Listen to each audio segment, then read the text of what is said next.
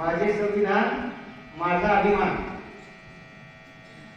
भारतीय राज्यघटनेचे शिल्पकार, संविधानाचे शिल्पकार म्हणून ज्यांना ओळखलं जातं ते डॉक्टर बाबासाहेब आंबेडकर.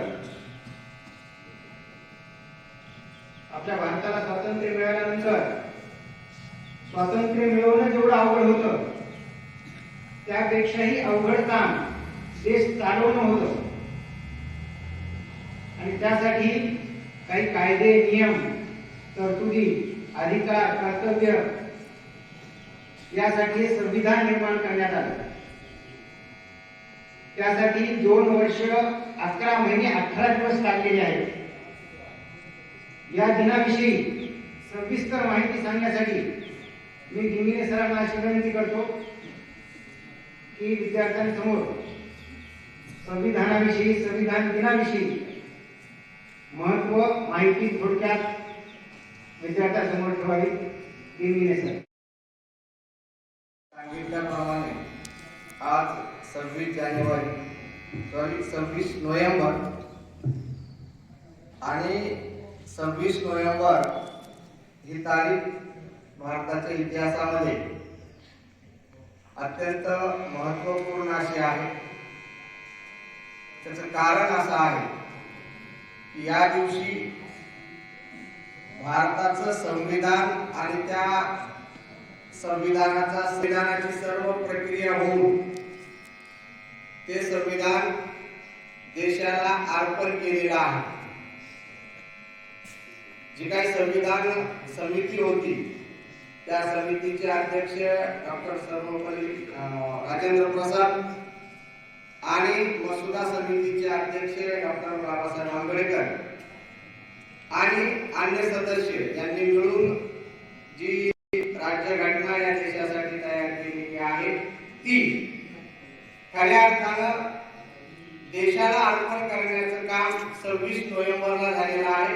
26 नोव्हेंबर 1949 रोजी आणि संविधानाची अंमलबजावणी झालेली आहे 26 जानेवारी 1950 रोजी. या 2 तारखांमध्ये बऱ्याचदा गोंधळ उठण्याची शक्यता असते कारण दोन्हीची सुरुवात सारखीच आहे 26-26. परंतु 26 नोव्हेंबर म्हटलं की 1949 आपल्याला आठवायला पाहिजे आणि त्या दिवशी संविधान देशाला अर्पण केलं होतं. परंतु अंमलबजावणी मात्र 26 जानेवारी 1950 रोजी झालेली आहे. म्हणजे खऱ्या अर्थानं गणराज्य किंवा संघराज्य हे 1950 ला भारत अस्तित्वात आलेला आहे गणराज्याचं. परंतु 26 नोव्हेंबरला ही जी घटना तयार करण्यात आलेली होती आणि त्याची उद्देशिका जे आपण कामही त्याच वेळेस चालू होतं. ही उद्देशिका तयार करण्यामध्ये मसुदा समितीचे अध्यक्ष डॉक्टर बाबासाहेब आंबेडकर आणि पंडित जवाहरलाल नेहरू यांचा प्रामुख्याने सहभाग होता.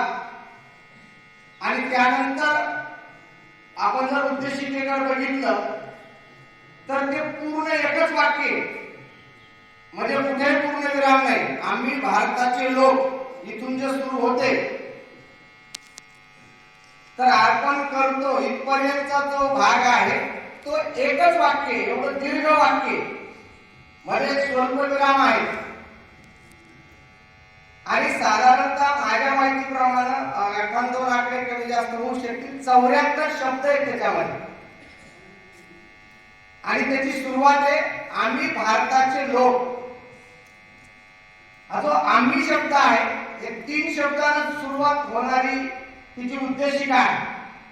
उद्देशिका त्याला सरनामा सुद्धा म्हणतात, इंग्रजीमध्ये त्याला प्रिॲम्बल म्हणतात, उद्देशिका सुद्धा म्हणतात. हे तिन्ही अर्थ एकच आहे.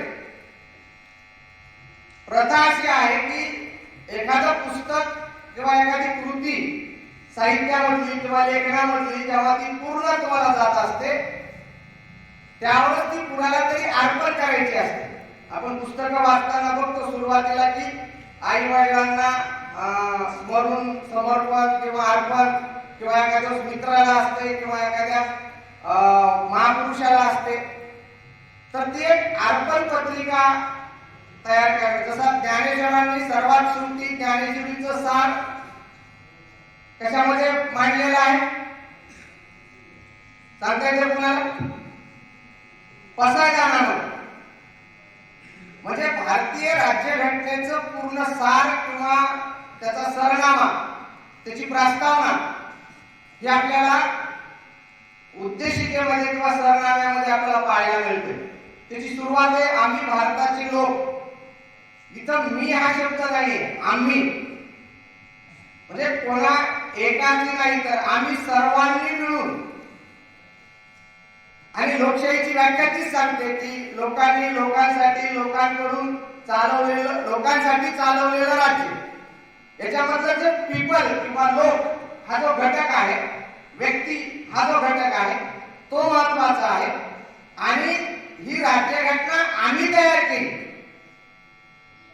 आम्ही देशाला अर्पण करत आहोत, आम्ही या राज्यघटनेची अंमलबजावणी करणार आहोत, आम्ही या राज्यघटनेचे पाईक होणार आहोत.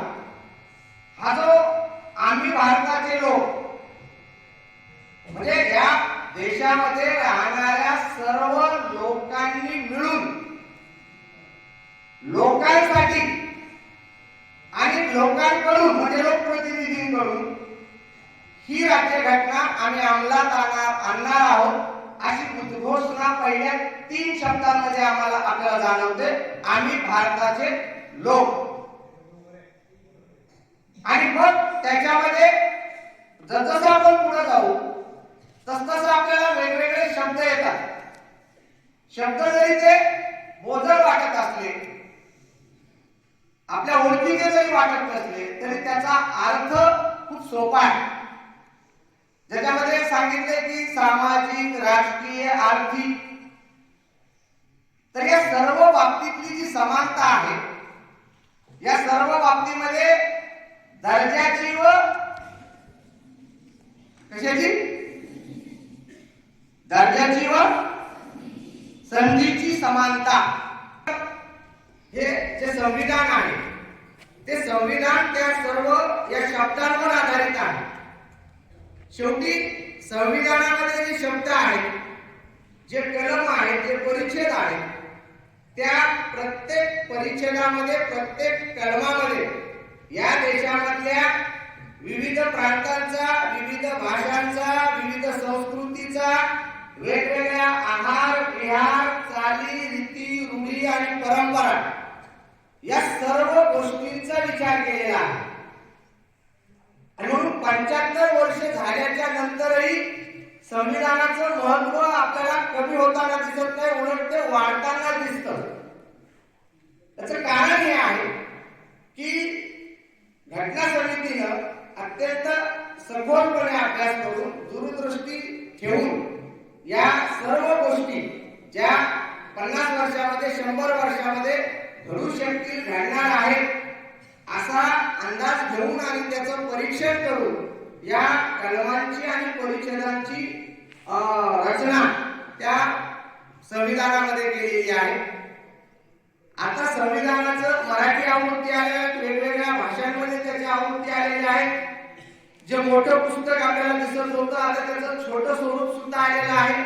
आणि म्हणून प्रत्येकानं आपल्याला जसं शक्य होईल शासकीय ग्रंथालयामधून त्याची फार कमी किंमत आहे. माझ्या हिशोबाने 27 रुपये काहीतरी पैशाला, 27.5 रुपयाला भारताचं संविधान. औरंगाबादला जर आपण रेल्वे स्टेशनला गेलो तर त्याच्या पुढं कमल बजाजकडे जो रस्ता जातो त्याच्या उजव्या बाजूला शासकीय ग्रंथालय आहे आणि तिथं या सर्व प्रती आपल्याला पाहायला मिळतात. जर आपण गेलो तर एक प्रत आपल्या घरी ठेवायला काही हरकत नाहीये, कारण पूर्ण देशाचा दस्तऐवज त्या संविधानामध्ये समाविष्ट केलेला आहे. आज जे आपण शिकत आहोत किंवा वेगवेगळ्या भागामध्ये जात आहोत, बोलत आहोत, याच्या मुळाशी जर आपण विचार केला तर संविधान आहे. या देशामधल्या सामान्यातल्या सामान्य माणसाला मताचा अधिकार देऊन त्याचं महत्व लोकशाहीमध्ये खूप मोठं करून ठेवलेलं आहे. कारण पूर्वी मताचा अधिकार जे टॅक्स भरत होते किंवा एखाद्या प्रस्थापित जे होते त्यांनाच मतदानाचा अधिकार होता. डॉक्टर बाबासाहेब आंबेडकरांनी राज्यघटनेमध्ये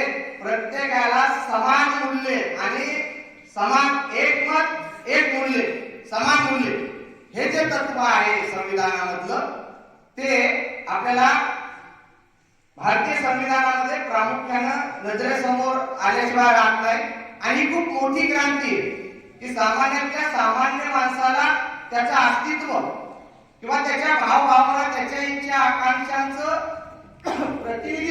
प्रतिबिंब या संविधानामध्ये आपल्याला पाहायला मिळतं. याच्यामध्ये पुढे जे समानतेचं तत्व आहे, राष्ट्रीय एकात्मता, हा शब्द इंदिरा गांधींनी राज्यघटना दुरुस्तीच्या नंतर सरनाम्यामध्ये बदल केलेला आहे. राष्ट्रीय एकात्मता आणि धर्मनिरपेक्षता हे जे दोन शब्द आहेत ते मूळच्या उद्देशिकेमध्ये नाही, ते नंतर इंदिरा गांधींच्या काळामध्ये मला वाटतं 44 का 74 या घटना दुरुस्तीनं ते दोन शब्द त्याच्यामध्ये ऍडिशनल केलेले आहेत. हे जे आपण दररोज संविधान म्हणतो तर त्याचा अर्थ आपण लावण्याचा, शोधण्याचा प्रयत्न केला पाहिजे आणि आपण दररोज त्या संविधानाचं पावित्र्य आणि त्याचं स्मरण हे करत असतो आणि त्याची अंमलबजावणी आणि त्याचा अर्थ लावण्याचं कामही आपापल्या पद्धतीने आपण केलं पाहिजे. राज्यघटनेचा अभ्यास केला पाहिजे आणि हा देश ज्या संविधानावर आधारित आहे त्या संविधानाबद्दल आपल्याला आदर असला पाहिजे. संविधान म्हणजे राष्ट्राचे एक प्रतीक आहे आणि त्या प्रतीकाचा सन्मान ठेवणं आणि करणं हे प्रत्येक नागरिकाचं, विद्यार्थ्याचं, समाजाच्या प्रत्येक घटकाचं जे कार्य आहे. आज त्या दिवसाच्या अनुषंगाने, संविधान दिनाच्या अनुषंगाने याचं स्मरण आपल्याला व्हावं, याचं महत्त्व आपल्याला कळावं, हाच उद्देश या कार्यक्रमाच्या पाठीमागचा आहे. या ठिकाणी मला बोलण्याची संधी उपलब्ध करून दिली त्याबद्दल मी आभार व्यक्त करतो आणि या ठिकाणी थांबतो. जय महाराज.